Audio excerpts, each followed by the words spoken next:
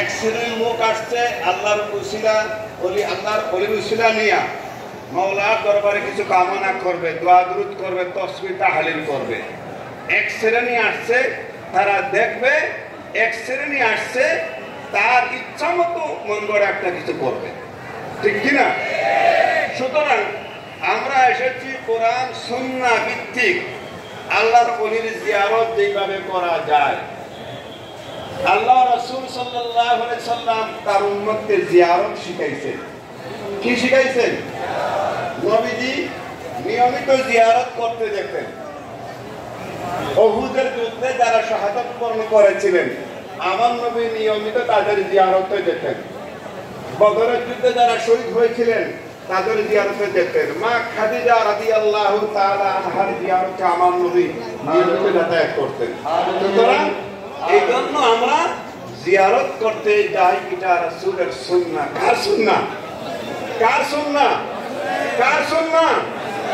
কেউ যদি বলে জিয়ারত করা মানে মাজার পূজা, সে কুফরি করলো। সে কি করলো? সে কুফরি করলো। আল্লাহ রাসূলের বিরুদ্ধে অবস্থান নিল, হাদিসের বিরুদ্ধে অবস্থান নিল। আমরা জিয়ারত করি, আমরা জিয়ারত করব। 705তম উরুস মুবারকে আমরা এসেছি। এই শত শত বছর থেকে আল্লাহর ওলি শাহজালাল বাবা এখানে ঘুমাইয়া আছেন, যার উসিলায় আমরা 7 সমুদ্র 13 নদীর ওপার হচ্ছে আরব সাগরের ওপারের যে ইসলাম, যে কলমাটা আমরা সহজে পেয়ে গেছি। যিনি আমাদেরকে মদিনার ইসলাম দিয়ে গেছেন, নাকি আমাদেরকে কোরআন পৌঁছাই দিয়ে গেছেন, আমাদেরকে নামাজ শিখিয়ে গেছেন, ঠিক কিনা বলেন? আজকে যদি তার বিরুদ্ধে আমরা কথা বলি তাহলে আমরা হলাম নিমক হারাম। তবে এটা আশ্চর্যের কিছু না। আপনারা বলতে পারেন যে কোরআন পড়ে হাদিস পড়ে তারাও বিরুদ্ধে বলে, তারা কাদেরকে আমরা সত্য বুঝবো, কারা মিথ্যা আমরা কেমনে বুঝবো? আমরা স্বাভাবিক পাবলিক অনেকেই বলে। এটা কি শুনছেন কোনদিন? কিয়ামতের আগে রাসূলের উম্মত দাবিদারের মধ্যে ৭৪টা ভাগ হবে, শুনছেন না শুনেন নাই? কত ভাগ হবে? কত ভাগ? ৭৩ ফেরকা হবে। টুপি থাকবে, দাড়ি থাকবে, জুব্বা থাকবে, কোরআন থাকবে, তাসবিহ থাকবে এবং মিসওয়াক সঙ্গে থাকবে, কিন্তু তার ঈমান থাকবে না। তার প্রথম প্রমাণ নেন, ইসলামের দ্বিতীয় বড় যুদ্ধ হয়েছিল যেটি, এটা হচ্ছে উহুদের যুদ্ধ। উহুদের যুদ্ধ হয়েছিল শনিবারে। আল্লাহর নবী আগের দিন জুমার নামাজের খুতবায় ডিক্লারেশন দিয়েছিলেন আগামীকালকে যুদ্ধে যাব। ফজরের নামাজ পড়ে মসজিদে নববী থেকে 1000 উম্মতদেরকে নিয়ে আমার নবী রওনা দিয়েছেন। যারা যুদ্ধে যাওয়ার জন্য নাম লেখাইছিল, যারা কি করেছিল? নাম লেখাইছে, তালিকাভুক্ত করেছে। যারা আমার নবীর পিছনে নামাজ পড়েছে, নবীর সঙ্গে থেকেছে, নবীর কথা মানছে বাহ্যিকভাবে, এই সমস্ত 1000 লোকদেরকে নিয়ে আমার নবী রওনা করলেন। মাত্র 3 মাইল দূরে উহুদ প্রাঙ্গণে যাবেন। মদিনার সেকেন্ড ব্লকে পড়েছে আবু যর গিফারি রাদিয়াল্লাহু তাআলা আনহুর বাড়ি। এই বাড়ি বরাবর যাওয়ার পরে হঠাৎ একজনে বলল, আমি এই যুদ্ধে যাচ্ছি না। এমন একজনে বলল যিনি নবীর সঙ্গে থাকতো, ডানে বামে থাকতো, ফজরের নামাজ নবীর পিছনে পড়েছে, আগের দিন জুমার নামাজও পড়েছে। নবী কিছু বললে আগে চিৎকার মারতো, শব্দও বলতো। মানে সে বুঝাইতো যে সে কে রাসূল বুঝাইত, এবং তার সোয়াক থাকতো পকেটের মধ্যে, তার সুন্দর জুব্বা পোশাকারি থাকতো। সে বলল, আমি এই যুদ্ধে যাইতাম না। এই তোমরা কারা কারা আমার লোকে থাকবা, তোমরাও পিছনে দাঁড়াও। হুজুর বললেন, নবীজি বললেন, আপনি কেন যাবেন না? মানে আপনার মন মতো আপনি একটা ডিক্লারেশন দিলেন যুদ্ধে। মুহাম্মদ সাল্লাল্লাহু আলাইহি ওয়াসাল্লামকে বলতেছে, আমার নবীকে বলতেছে, হঠাৎ করে সিদ্ধান্ত দিয়ে দিলেন। আর ওখানে গেলে যদি ক্ষয়ক্ষতি হয় দায়িত্ব কে নিবে?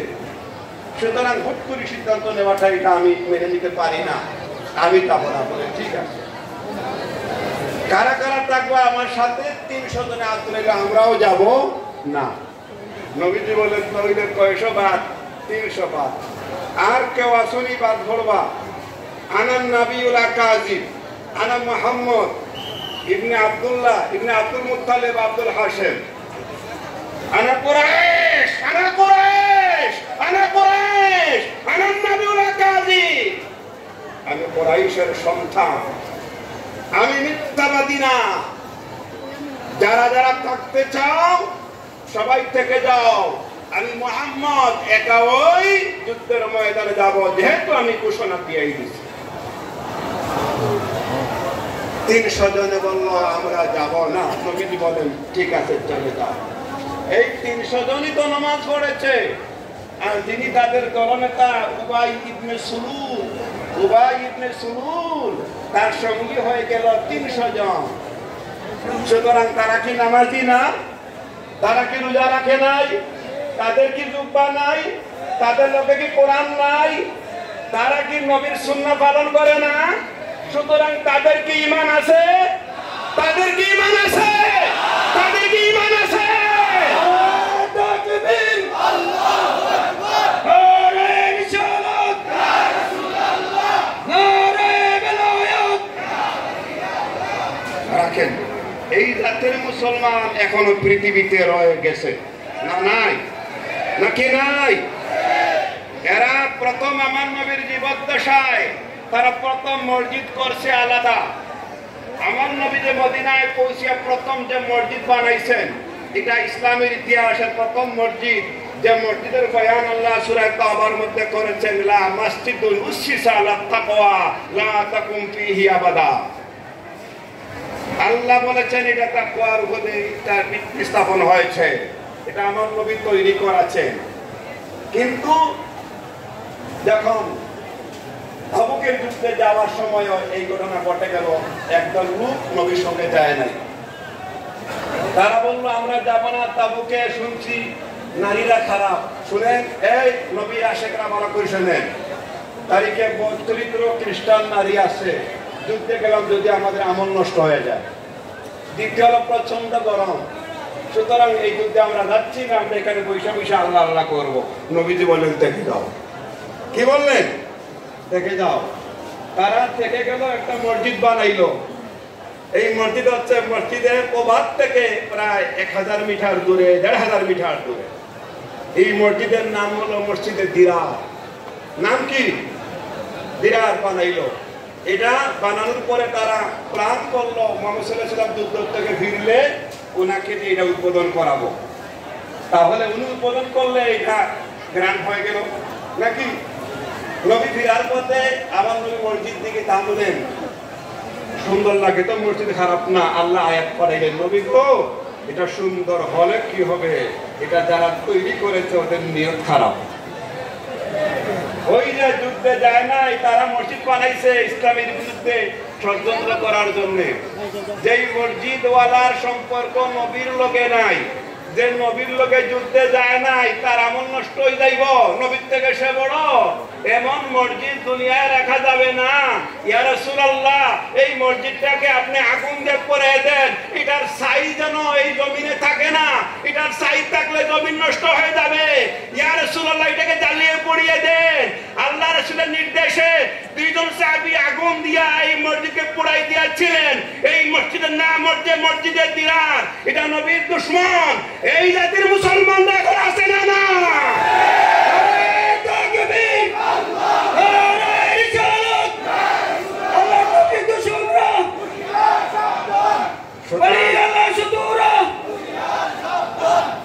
এখন দেখবেন অনেক বড় বড় দাড়িওয়ালা ভাই সামনে থাকতেও পারেন, জুব্বা বড়, জুব্বা বড় দাড়ি, যেই দাড়ি দিয়া রাস্তা দৌড় দেওয়া যায়।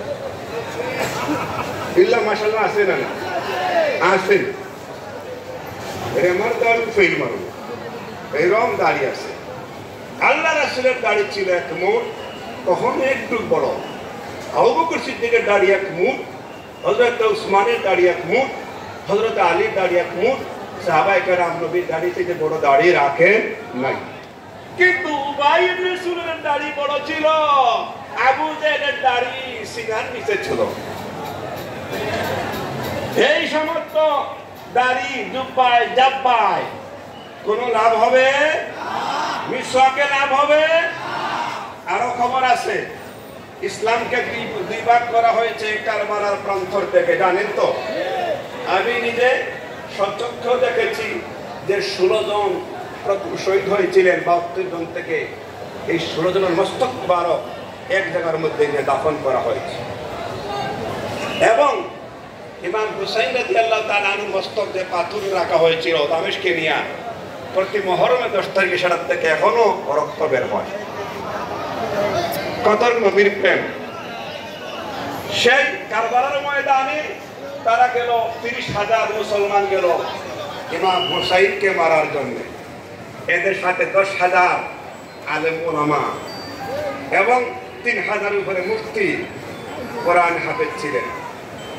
যাদেরকে দেখি ইমাম হুসাইন ভাবলেন তিনাকে মনে হয় তারা স্বাগতম জানাইতে আসছে, নবীর বংশ।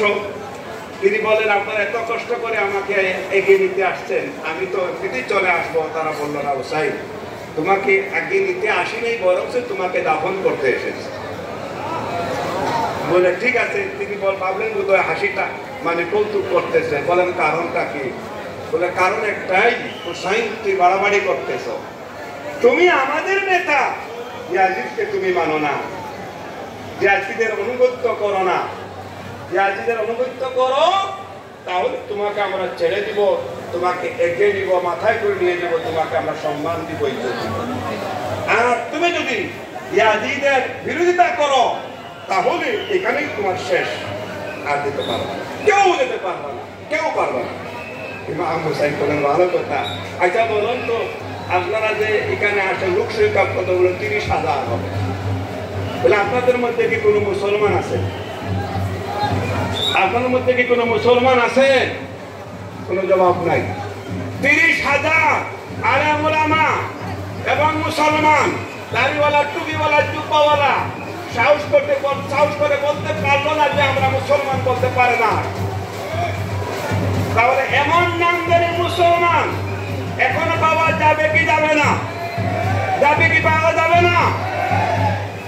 ইমাম হুসাইন বললেন, তাহলে তোমাদের মধ্যে মুসলমান নাই, কারণ যদি তোমরা মুসলমান হও তাহলে আমি মুসলমানের অংশীদার। তোমরা নামাজ পড়ো, আমি নামাজের অংশীদার। তোমরা যে নামাজের মধ্যে বলো ওয়ালা আলি মুহাম্মদ, নবীর আহলের প্রতি দুরূদ বেজো, সালাম বেজো, আমি নবীর আহল, ঠিক কিনা? আমি নামাজের অংশ, আমি ইমাম হুসাইন নবীজি তাওহীদ পড়ো, আমি হচ্ছি তোমাদের ইমানের অংশ। সুতরাং ইসলামের গলায় ছুরি দিবা, নামাজের গলায় ছুরি দিবা আর নামাজ দেখাইবা, এমন নামাজের লাভ হবে না। আমি আওলাদে রাসূল, আমি ইয়াজিদকে নেতা মানতে পারি না, ইয়াজিদের অনুগত্য করতে পারি না। আমি রক্ত দিব, ফাঁসি দিব, কিন্তু আমি বাতিলের কাছে আত্মসমর্পণ করতে পারি না, ঠিক কিনা বলে?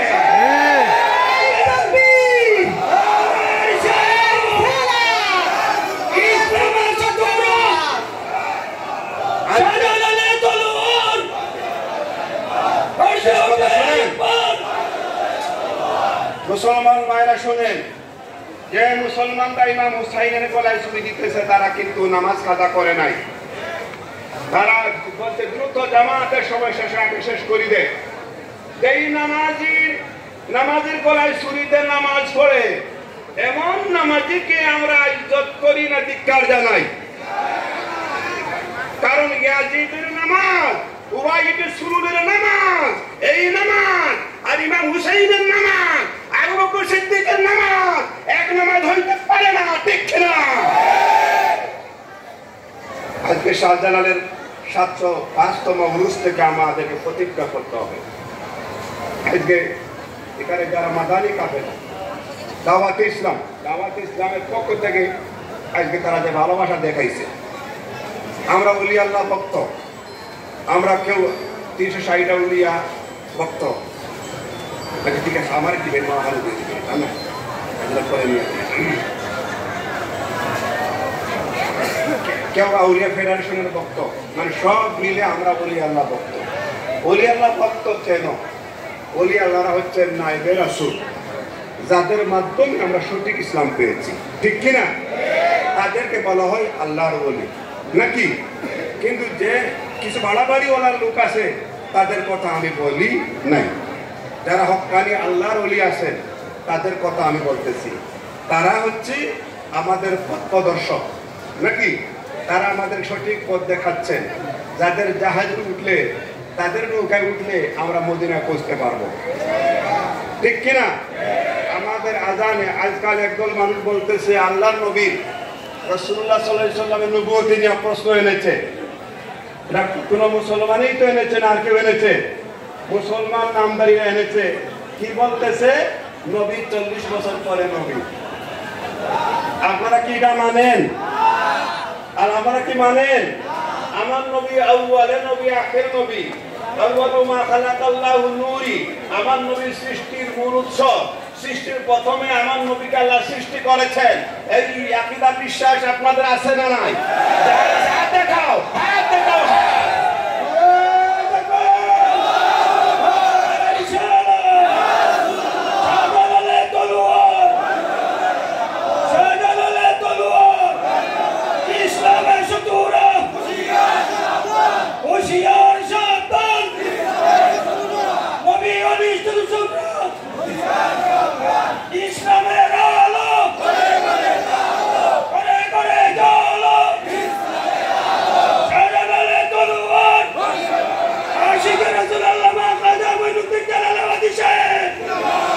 শুনেন, সার কথা শুনেন।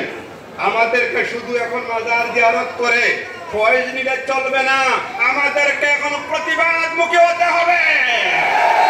ইসলাম রক্ষা করার জন্য প্রয়োজনে রক্ত দিতে হবে। আপনাদের মনে রাখতে হবে, শাহজালাল বাবা সাথে করে একটা অস্ত্র নিয়ে এসেছেন। আনছেননি? আনছেননি? এটা কি ব্যবহার হয়েছে? এটার নাম কি? তলোয়ার। এটার নাম কি? এটার নাম কি? তলোয়ার। এটা তো ব্যবহার করেন নাই। এটা জমা রেখে গেছেন নাকি নিয়ে গেছেন? উনি কি বলছেন এটা আমার রওজা মুবারকের কবর শরীফে দিয়া দিও বলছেন? এটা রেখে গেলাম। এটা প্রয়োজনে ব্যবহার হবে। এটা প্রয়োজনে ব্যবহার হবে। হবে কি হবে না? আমরা বলতে চাই আমরাও ইসলাম বুঝি, আমরাও ইসলাম বুঝি, আমরাও মক্কা মদিনায় থাকি। ইসলামের মূল কেন্দ্রে আমি দায়িত্ব পালন করি। তুমি মক্কার দোহাই দিবা, আমি তো মক্কার লোক। তুমি মদিনার দোহাই দিবা, আমি মদিনার লোক। তুমি আরফার ময়দানে দোহাই দিবা, আমি তো আরফার ময়দানের লোক। আরফাতে আমি ডিউটি করি, মক্কায় করি, মদিনায় করি। তোমার দৌড় কোথায়? কোথায়? বাইতুল মুকাদ্দাস। বাইতুল মুকাদ্দাসে তো আমি যাই, ফিলিস্তিন যাই, কোথাও যাই না বলো। সুতরাং তুমি যে দোহাই দো, ইসলাম আমরা বুঝি না। তুমি দেখো খালি মাজার পূজা দেখো, তোমার নিয়ত খারাপ, তোমার অন্তরে বিষ, তোমার ইমানে দুর্বল। তুমি ইহুদির নাজারা, তুমি ইহুদির দালাল, ঠিক কি না? আমরা দেখি শাহজালালের মাজারে জিয়ারত হচ্ছে, কোরআন তিলাওয়াত হচ্ছে, নফল বন্দেগী হচ্ছে, এত বড় মসজিদ, 5 ওয়াক্ত জামাতের নামাজ হচ্ছে। তুমি বাজার দেখা কেন? তুমি বাজার দেখো। তুমি বাজারে কি হয় এইটা প্রচার করো, তোমার শরম লাগে না? তোমার সাহস থাকে তুমিও আমাদের মতো বাজারে বইয়া প্রোগ্রাম করো, তাহলে আর উল্টা পাল্টা কেউ করবে না, ঠিক কিনা বলে? আজকে এখানে উল্টা পাল্টা করার কোনো ক্ষমতা আছে? আমরা বসে পড়েছি, তুমিও পয়সা পড়ো, তাহলে তো উল্টা পাল্টা কেউ করবে না। তুমি না পয়সা, তুমি অন্য জায়গায় গিয়ে দলিল মারাও, সাহস তাহলে দলিল এখানে আইসা দেও, ঠিক কিনা বলে? এইভাবে আজ ইসলামকে কলঙ্কিত করতেছে। শাহজালালের আজান দিছিলেন না দেওয়াইছেন? দিছেন না দেওয়াইছেন? আপনার খবর জানেন না, নবীজিও চেয়েছিলেন তিনি আজান দিবেন মসজিদে নববীতে। আমার নবী চেয়েছিলেন, আমার আল্লাহ লগে লগে ওহী পাঠাইলেন সরাসরি ইলহাম। ওগো নবী, আপনার অন্তরে যে জ্বালা, যে কষ্ট নিয়ে মক্কা থেকে এসেছেন, আর আপনি যদি আজান দেন এই জমিনে লোড নিতে পারবে না, কোন কাফের কুফার থাকবে না। আপনি দেখেন আপনার সঙ্গী সাথীদের মধ্যে সবচেয়ে দুর্বল লোক কে আছে, তাকে দিয়ে আজান দেওয়াইবেন। বললেন তাহলে আবু বকর দিবে, বলে ইয়া রাসূলুল্লাহ আবু বকরের ইমানের এত পাওয়ার, লোড নিতে পারবে না এই মাটি। তাহলে আমার উমর বলে উমরকে লোড নিতে পারবে না, উসমানেরটাও পারবে না, আলী পারবে না, তাহলে অন্য কাউকে দিয়া হযরত বেলালকে দিয়ে আজান দেওয়াইলেন। সুবহানাল্লাহ বলেন না। কাকে দিয়ে আজান দেওয়াইলেন? বেলালকে। বেলালের আজানের লোডই নিতে পারে না, ঠিক কিনা বলে? শাহজালাল চাইলেন নিজে আজান দিবেন, এলহাম আসলো দুস্থ তুমি আজান দিলে এই জমি লোড নিতে পারবে না, তোমার সঙ্গী সাথী দেখো একজন দুর্বল সঙ্গীদেরকে আজান দেওয়াই দাও। যাকে দিয়ে আজান দেওয়াইলেন তিনি কিন্তু শাহজালালের বাড়ির থেকে সঙ্গী হয় নাই, তিনি রাস্তার থেকে স্বপ্ন থেকে সঙ্গী হয়েছিলেন। তাকে বললেন তুমি আজান দাও, তিনি বলেন আমি তো আগে নামাজই পড়ি নাই, তুমি তওবা করো আজান দিয়ে দাও। তিনি আজান দিলেন, এই আজানের লোড জমিন নিতে পারে নাই। গোবিন্দন 7 তলা বিল্ডিং চুরমার হয়ে গিয়েছিল। সুতরাং নবীর প্রেমিকরা এখন এই জমিনে আছে। নবীর কোন প্রেমিক যদি শাহজালালের দরবারি হাতে নেয় আরেকটা আজান দেয়, এই জমিনে কোন দুশমনের রাসূল দুশমন ওলি বাস করতে পারবে কি পারবে না? আমরা খেয়াল করবেন। আবার মিলাদ হবে ইনশাআল্লাহ। মিলাদ জায়গায় জায়গায় ভিতর থেকে মিলাদ শুরু হয়েছে নাকি? মিলাদ শুরু হয়েছে না? আমরাও মিলাদ করব। আমরা কি করব? মিলাদ। আমাদেরকে আজকে ঐক্যবদ্ধ হওয়া লাগবে। লাগবে কি লাগবে না? এই লোক বলতেছে মোহাম্মদ নামের মধ্যে কোন ধরনের কল্যাণ নাই, আর আমি বলতেছি আমাদের ঈমান মুহাম্মদের নাম। আপনাদের ঈমান কি? আপনাদের ঈমান কি? ঈমান কি? এক মৌলবী বলতেছে মুহাম্মদ নাম লইতে লাভ নাই। আমরা যতদিন বেঁচে আছি মুহাম্মদের নামের কলিমা পড়বো, ঠিক কিনা বলে? কারা কারা পড়তে চান দেখে হাত দেখা।